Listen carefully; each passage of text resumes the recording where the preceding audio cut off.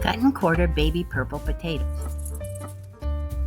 Place them in a large bowl and toss them with avocado oil, salt, and pepper.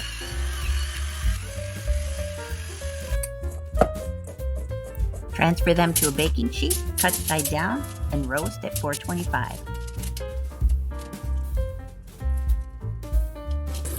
Prepare the spinach and place it in a large serving bowl. Thinly slice red onion,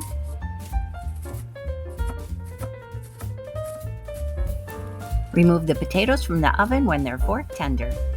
Top the spinach.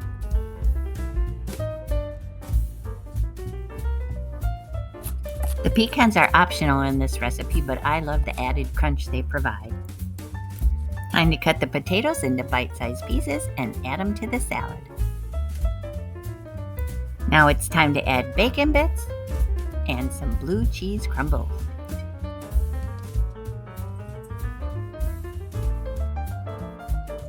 The dressing consists of balsamic vinegar, avocado oil, some Dijon mustard, salt, pepper, a little bit of honey, and some poppy seeds. Drizzle the dressing on the salad and it's time to eat.